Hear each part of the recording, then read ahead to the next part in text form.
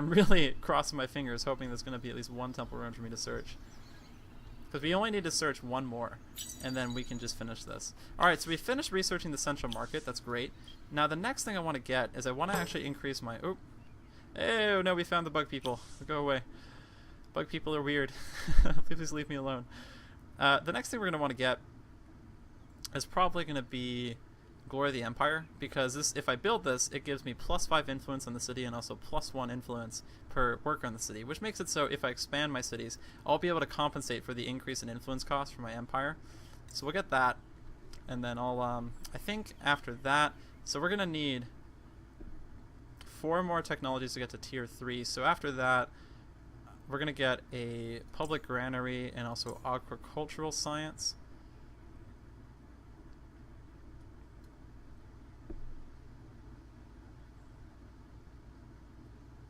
Yeah, that'd be good.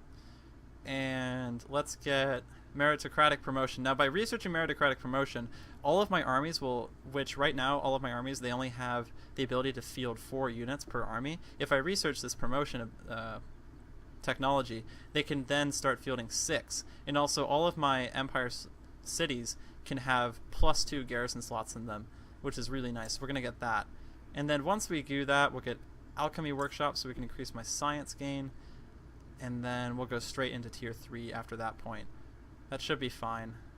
We don't really need shipyards or native districts just yet. Are there any actually empires I want to assimilate? Now, actually, assimilating the boss would not be bad. So for every single boss village I have that's pacified in my empire, I'll gain +5% food on all my cities. And since I have 3 boss villages, this is actually not bad. So I'm probably going to do this. Now, usually you want to go for like Delvers or something like that, because if you assimilate the Delvers into your empire to gain their minor faction bonus, they'll give you a percentage boost in dust production, but we don't have any Delvers nearby from what I can tell. So I'm just going to do this. And also, once I assimilate the boss into my empire, I'll gain access to their centaurs. Now, I could already get centaurs from the mercenary screen, but this makes it so I can also build them in my empire as well. So we're going to assimilate these guys, and by doing that, all of my cities in my empire are going to gain +15% food, which should be very helpful in some of my cities anyway. Okay, now let's go to my army and go and search this place. Hopefully we'll find a temple ruin. No temple ruins. It makes me so sad. Fireheart is very, very sad. Alright, okay, let's go this way then. And cross my fingers that we'll find something. And is that one? Yay, we found one finally. Okay. Alright, and we've got some dust from that one. Good, good, good, good. Okay. Oh, we found 2. This is where the temple ruins were hiding from me. Okay. You little jerks hiding from me. Oh, I should have spent some dust to finish these buildings. That was my bad. Okay, so in Graldum, we're actually going to buy out the right... let's buy out the borough streets here. That'd probably be pretty good. And then let's queue out the central market. And then next turn, we should be able to buy out this one of these trade routes. And I'll probably buy out the trade route in Graldum so I can get trade to start flowing in there. Alright, now this unit is going to move up here, and then I'm going to unassign this hero. Okay? Making this army by itself. And then we're going to assign my High Inquisitor so I can finish the quest I was meant to do. And then, let's go over here and assign Syria. Wait, how did I just pronounce her name? I think I just horribly mispronounced her name. So Siri, Syrie, that's her name. Jesus. Okay, so Syrie is going to go over here and improve this city's dust production by a decent amount, and its trade, once we start getting trade between these two cities. And then my High Inquisitor over here is going to search this temple ruin to complete our quest. Now that she's done that, we've gained 15 emeralds, which is a luxury resource, and if I activate them, all of my cities will gain plus 30% fortifications, meaning sieges will take longer for them, and they'll be tougher, and also all of my cities will gain plus 5 influence. Now, I would activate this right now, but I feel like that'd be a waste. We want to wait for war. And now that we've done that, my next quest is to obtain 50 of one luxury resource and 50 of one strategic resource in my empire. And if I do this, I'll gain the ability to get exotic alloys, which unlocks tier 3 weapons made of titanium or glass steel, and it's going to reduce the cost of titanium and glass steel weapons by 10%. And I'll gain 20 blood crystals, which will increase the attack of my units by 25%. That's amazing. And also improve all of my city's happiness by 10. It's pretty freaking awesome. So the best way to get that is that you can just spend, you can just get the resources the old school way, if you want to call it that, by just getting them yourself and harvesting them here, which is what I'm going to do a bit of. Since we already have gold that we're producing, actually no, since we already have emeralds, I could just buy 35 emeralds, which is really going to hurt the marketplace and make the price for emeralds skyrocket. But if I do that, then I should be able to gain emeralds pretty quickly. I could always just actually buy them up a little bit per turn, making it so the price wouldn't go up too much, because I'm only buying so if, for instance, if I were to buy 5 emeralds per turn, the demand would go up a little bit per turn, but not to an excessively extravagant amount. So if I did that, I would gain 5 emeralds per turn, assuming there were emeralds in the market every turn, and then I could gain the luxury resources pretty quickly, and then I'm already producing glass, steel, and titanium, so I should be able to get those pretty quickly. So yeah, we'll do that. So what I'm probably going to do is I'm probably just going to buy the luxury resources I need. So you can either do that to complete this next quest, or you can just produce them yourself, whatever you really want to do. It depends on my situation. I typically like to just buy them if I have the dust, and now that I'm producing 195 dust per turn, I've pretty much got all the dust I need, so that's probably what I'm going to end up doing. Okay, so we actually moved down my Inquisitor to this temple ruin over here, and I'm going to search this. Hilariously enough, we found nothing. It's so funny. You actually seem to find less at the temple ruins than you do at the actual unspoiled ruins. The ones that are not supposed to be as good as the temple ruins. But whatever.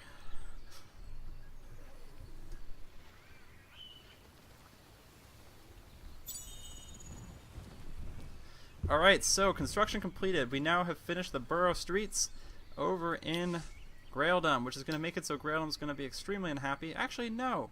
They are only at 50%. They're still content. Oh, that's not bad. Okay. And now that we've done that, though, my dust has gone up significantly. And now I'm producing 204 dust per turn. How about that? It's pretty good. The dust is starting to flow into my fingers like gold, or excuse me, like water. Yeah, that's what I wanted to say. Alright, so let's get... It's going to be more expensive in one of these. It's actually going to be less expensive to get the right-of-way in this city, so we'll get it here first. And then let's go take this unit and move it up here to the Unspoiled Ruins, and then we will end my turn and move on to the next turn.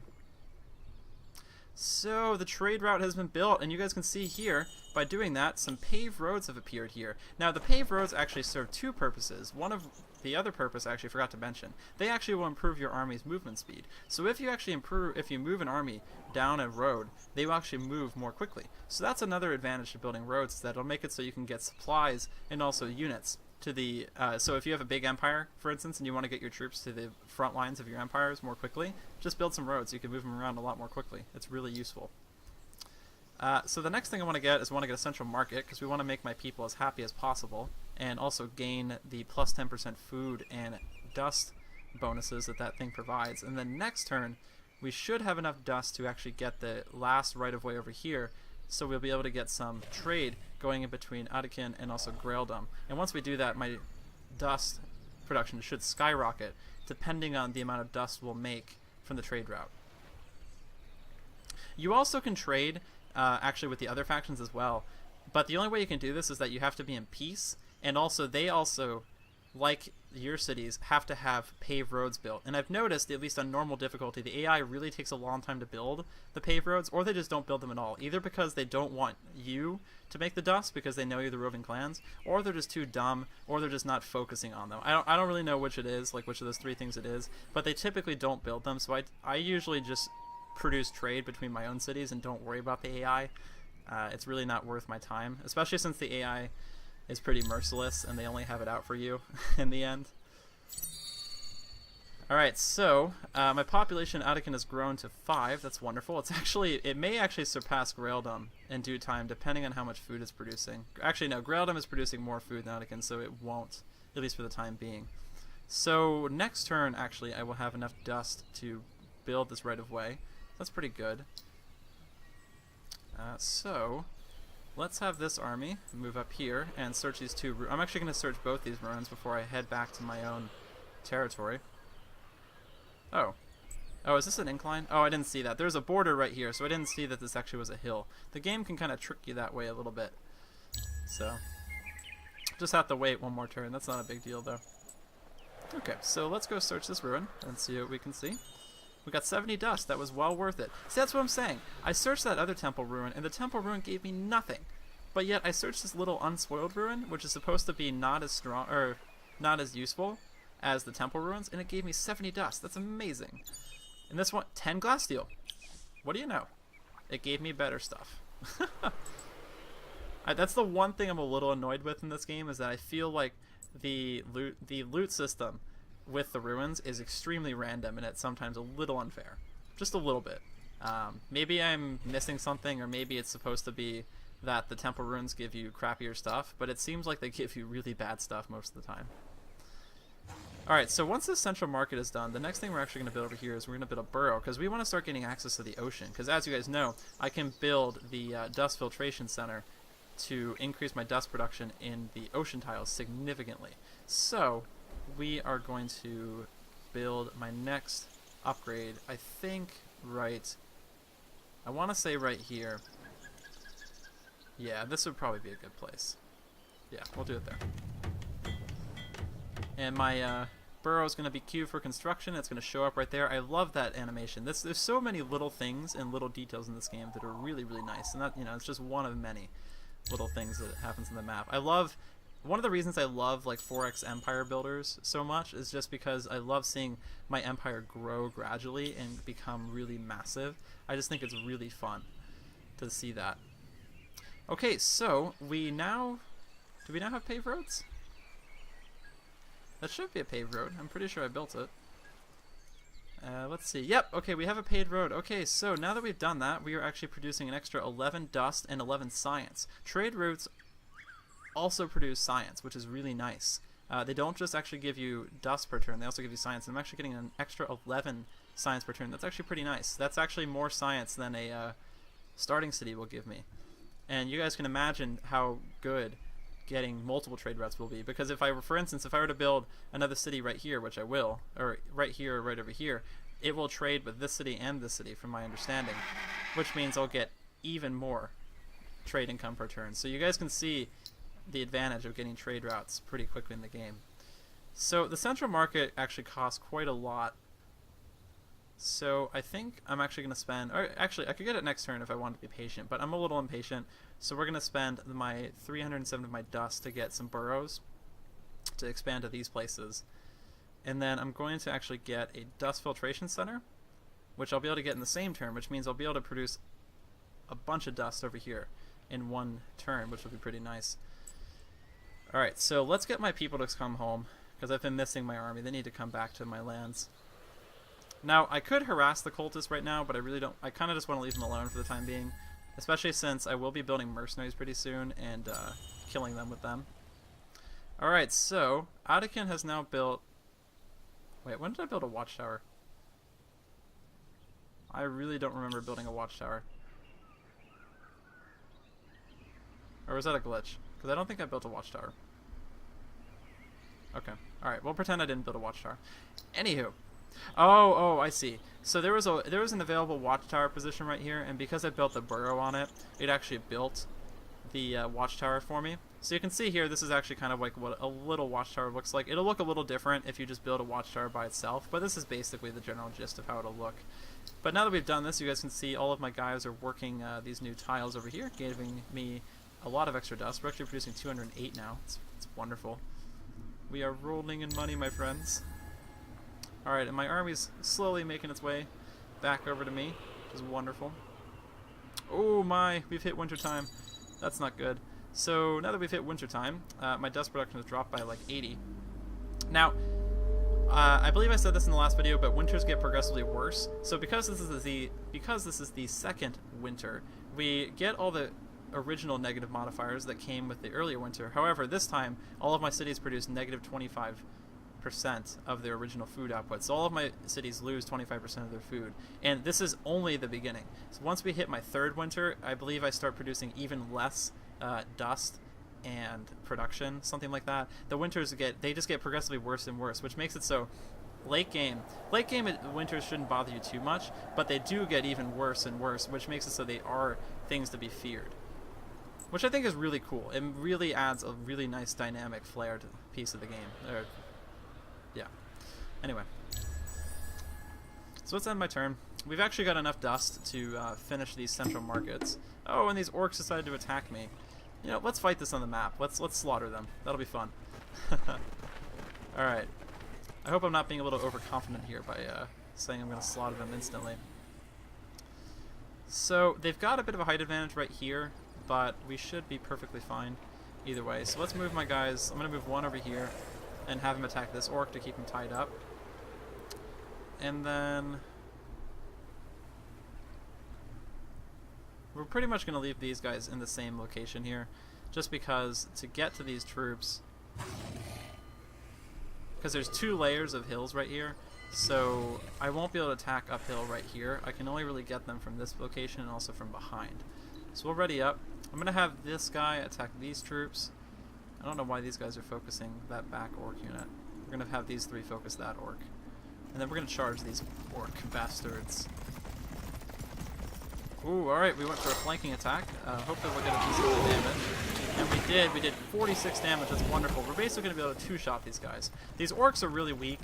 I probably could have just auto-resolved this and then kept going with the game, but, you know, I thought it'd show some combat, just because it's more fun to show combat than just auto-resolve it, you know? We'd like a fight. Alright, and my hero should kill this unit actually in one shot, and they did. That's great. So now this unit, we should be able to kill this orc in one hit. So once these guys move in, we should massacre them.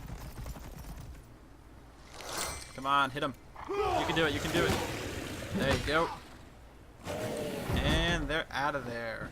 Wonderful.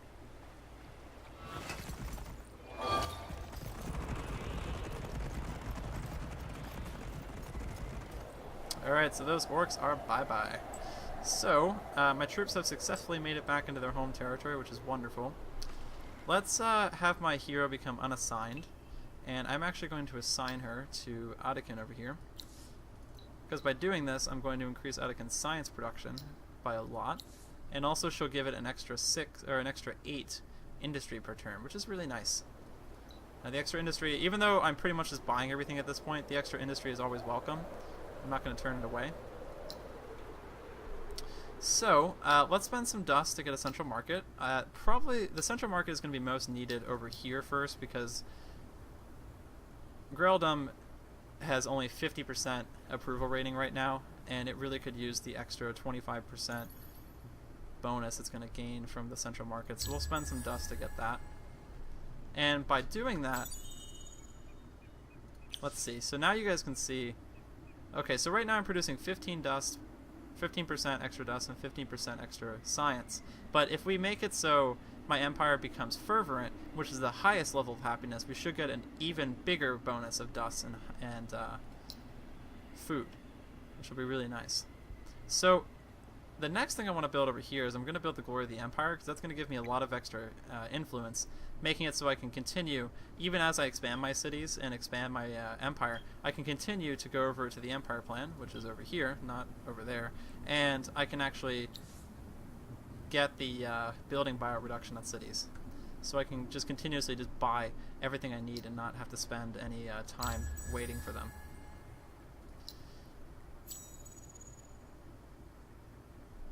Alright, so let's buy the central market. That'll be good. And the next thing we're going to build here is definitely we're going to build a Glory of the Empire here as well. And we're actually going to build a watchtower.